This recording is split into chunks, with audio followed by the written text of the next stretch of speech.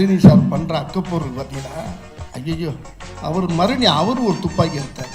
ஒரு சின்ன ரியாக்ஷன் போட்டால் அந்த சீன் அவுட்டு எடுத்து வச்சுட்டார். உடனே உதயநிதி, ஏன்ப்பா உள்ள குண்டு இல்லையோ குண்டு இல்லையோன்னார்ல, scene out. Cut cut cut cut. இவர் சாச்சா ப்ளீஸ் சார், வீட்டுக்குள்ளே உட்காந்துருக்க கதவு சீடு கதவுலாம் மூடிட்டு உள்ளே போய் கட்டி எடுத்து வந்துட்டான். இவர் சொல்கிறாரு என்கிட்ட உதயநிதி, ஏப்பா அப்பா என்னப்பா கதவை உடச்சிட்டு வேண்டாம், பின்னால் ஒரு கதவை திறந்து வச்சிருக்கியா? ஒன்று நான் அநேகமாக அம்மா திறந்துருப்பாப்பா, அம்மா தான் உள்ளே கிடக்க அப்படின்னாரு. ரொம்ப முட்டிடுச்சுன்னா அப்படி கிளம்பிடுவோம் பேசாமல். சார் என்ன நடந்துக்கிட்டு இருக்கேங்க? இவர் டைரக்டர் ஒரே பதட்டம். ஒரு காமெடி நடிகராக நடிச்சுக்கிட்டு நான் எத்தனையோ சில படங்களில் சின்ன சின்ன ஒரு சிம்பத்தி கேட்டும் பண்ணுவேன் நான். அந்த மாதிரி படங்கள்லாம் நீங்கள் பார்த்துருக்கீங்க. ஆனால் இந்த கதை வந்து எனக்கு நாய்சேகர் ரிட்டர்ன்ஸ்க்கும் சந்திரமுகி 2க்கும் கமிட் பண்ணதுக்கு முன்னால் தான் வேறு படம் பண்ணுங்கிற மாதிரி இருந்த சூழ்நிலையில் இந்த படத்தை பண்ணலாம் அப்படின்னு சொல்லி அண்ணன் உதயநிதி அவர்கள் எனக்கு ஃபோன் பண்ணாங்க. இந்த கதையை நீங்கள் கேளுங்க, என்ன நீ சும்மா சொல்லுங்க அப்படின்னு. இல்லையா நான் டைரக்டர் அனுப்புகிறேன். டைரக்டர் வேறு யாரும் இல்லை, மாரி செல்வராஜ் அவர் தான். அவர் படம் பார்த்துருக்கீங்களான்னாரு. இல்லை இன்னும் சரியாக பார்க்கலண்ணே அப்படின்னு. அப்போ நான் நாளைக்கு அனுப்புகிறேன், இன்றைக்கி பார்த்துருங்கன்னா அன்றைக்கி நைட்டே நான் 2 படத்தையும் பார்த்தேன். சரி வர சொல்லுங்க நான் பேசிடுறேன் அப்படின்னா அந்த வந்து என்கிட்ட கதையை ஒரு ஒன்லைன் சொன்னார். ஒன்லைன் சொன்னோன்னே எனக்கு ரொம்ப பயங்கர சந்தோஷமாயிடுச்சு, நல்லா இருந்துச்சு. அது அதில் உதய் சாருக்கு ஒரு ஃபாதர் கேரக்டர் நான். அந்த கதையில் வந்து நிறைய நடிப்புக்கு நிறைய வாய்ப்பு இருந்துச்சு எனக்கு. முழுநில படமும் வந்து நகைச்சுவைக்கு வாய்ப்பு இல்லை. அப்போ நான் அவர்கிட்ட போய் சொன்னேன் உதயன்ட்ட. உதயன் சார் சொன்னார், அண்ணே நடக்கும்போது கூட காமெடி இருக்கக்கூடாது. ஜக்குன்னு அப்படியே அல்லையே பிடிச்சிச்சு, சூப்பரு. இதை வந்து கீர்த்திட்ட சொன்னேன். கீர்த்தி இப்படி ஒரு சோதனை வந்திருக்கு எனக்கு, எப்படின்னு உங்களால் முடியும் சார். இந்த படத்தில் நீங்கள் ரொம்ப முழுக்க முழுக்க சீரியஸ். சரி இப்போ அருமையான கதை முழுக்கதை வந்து என்கிட்ட சொல்கிறாரு மறுபடியும் மாரி செல்வராஜ். முழுக்கதையை நான் கேட்குறேன். முழுக்கதையை கேட்டோன்னே ரொம்ப சந்தோஷமாக இருந்துச்சு எனக்கு.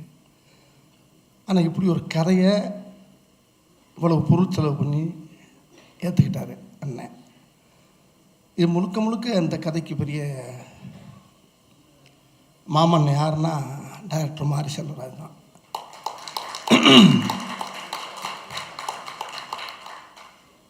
இப்படி ஒரு கதையை இவ்வளோ பொருள் செலவு பண்ணி தன்னுடைய லாஸ்ட் படம், இந்த படம் நல்லா வரணும் அப்படின்னு ஒத்துக்கிட்டோமா உதயநிதி சார் தான் ஒரு மன்னாதி மன்னன். நான் ஒரு சாதாரண ஒரு சூழ்நிலை மன்ன மாதிரி வச்சுக்கலேன். ஆனால் இந்த படத்தில் அவங்க எவ்வளோ தான் உள்ள விளையாட்டுத்தனமாக நாங்கள் வேலை செஞ்சாலும் இதில் நடித்த நடிகர்கள் எல்லாருமே சிறந்த ஒரு நடிகர்கள். சேர்ந்த டீம் பூரா அருமையான டீம். இதில் இன்னொரு விஷயத்தை நான் பாராட்டேன். இந்த இடத்துல ஒரு 25-30 படம் பண்ண அனுபவம் வந்து மாரி செல்வராஜுக்கு இருக்க நான் கண்ணால் பார்த்தேன். ஒரு அது எப்படி சொல்கிறது, பெரிய டைரக்டர்கள் எப்படி யோசிப்பாங்க, பார்வை, அந்த இது எல்லாமே. இப்போ யாராக இருந்தாலும் நம்மளுக்கு நடிக்க தெரியும், நான் நடிப்பேங்க அப்படின்னு நம்ம சொன்னால் கூட ஒரு டைரக்டர் சொல்லும் போது எப்படி சொல்கிறாருங்கிறத சில நடிகர் பூரா வாட்ச் பண்ணும். அப்படி இவரை வாட்ச் பண்ணுறப்ப இவர் அழகாக கிட்டக்கு வந்து இந்த இடத்துல இவ்வளோ போதும், இந்த இடத்துல இவ்வளோ போதும், எல்லா நடிகருக்குமே சொல்லி தருவார். அந்த ஒரு ஞானம் அவர்கிட்ட நிறையா இருந்துச்சுன்னா.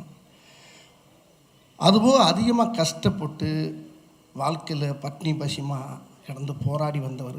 கிட்டத்தட்ட நானும் அப்படி வந்தவன் தான். அதுக்காண்டி வந்து நீ வந்து இல்லை ஏன் சம்பளம் கேட்குறேன்னு கேட்பாங்க. அதுக்கெல்லாம் நான் பதில் சொல்ல விரும்பலை. இது ரொம்ப கஷ்டமாக போராடி வந்தனால அந்த உள்ளே இருக்க அந்த வலி பூரா அவர் அழகாக வெளியே எடுத்து வச்சார். அந்த வலி பார்த்தீங்கன்னா அது நம்மளுக்கு ரொம்ப கனெக்ட் ஆகுது. பட் அவருடைய வலியை சொல்கிறாரு, உண்மையிலே அது பெரிய வலி தான். அது அந்த வலியோட மற்றவங்களுடைய வலியெல்லாம் அந்த படத்தில் கனெக்ட் ஆச்சு. இப்போ கூட ஒரு தந்தியில் ஒரு பேட்டி கொடுக்குறப்ப அங்கே கேட்குறாங்க பத்திரிக்கையில், ஒரு டீ கடைக்காரனு கூட அது பொருந்தும். ஒரு டீ கடையில் டீ போட்டுக்கிட்டு இருப்பார், கீழே கிளாஸ் கழுவுவான். நல்லா கழுவுடா நாயே அப்படின்னு வெந்நீர் எடுத்து மேலே ஊற்றுவார். அவன் அப்படியே கடுப்புலேயே கழுவுவான். கொஞ்சம் வளர்ந்து பெரிய ஆளானவனா எதுக்கு கடை வச்சுருக்கான், முதலாளி ஆயிடுவான். இவர் டீ கழுவுவார் எங்கேயாச்சும் போய். ஒரு மூட்டை தூக்குறவன் வந்து முதலாளி ஆயிடுவான்.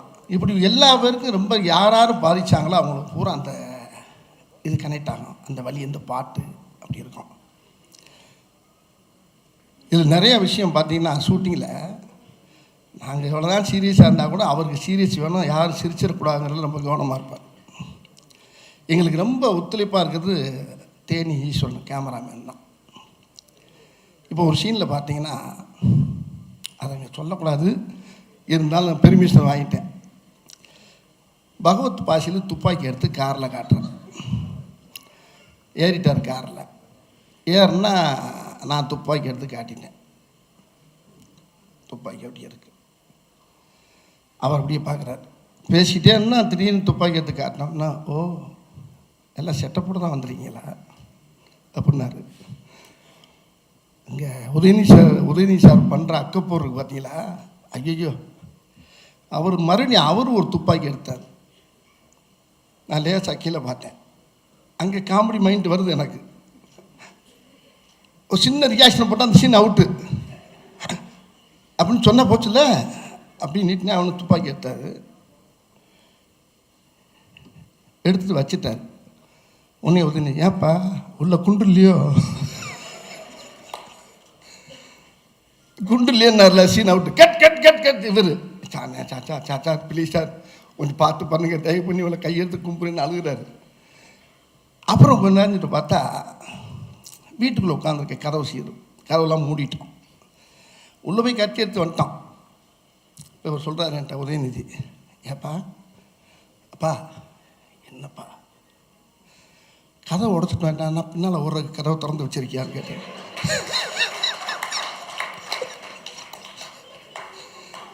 ஒன்று நான் அநேகமாக அம்மா திறந்துருப்பாப்பா, அம்மா தான் உள்ளே கிடக்க அப்படின்னாரு என்கிட்ட.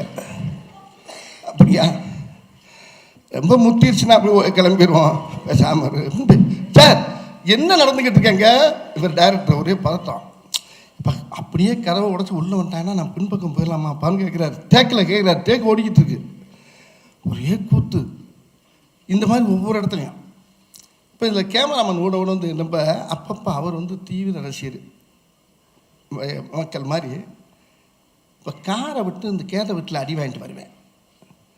அப்படி ரொம்ப சீரியஸாக இறங்கி உதவி சார் சட்டை அப்படியே பார்ப்பேன். பாக்கெட்டு கிழிஞ்சிருக்கும். அப்படியே பார்த்தேன். ஷார்ட் முடிச்சோன்னு கேமராமேன் கிட்ட கொண்டார் ஈஸ்வரன். சொல்லுங்கண்ணே, சட்டைன்னா சண்டை கிளியத்தான் செய்யும். ஒவ்வொரு காட்சிலையும் அப்படி பிரட்டி போட்டோம்னா காம்படிஷன் தான். அதை பெறலை விடாமல் ஒரு சின்ன போட்டி. என்ன போட்டி? டைரக்டர் சொல்கிறார், சிரிச்சிடக்கூடாது.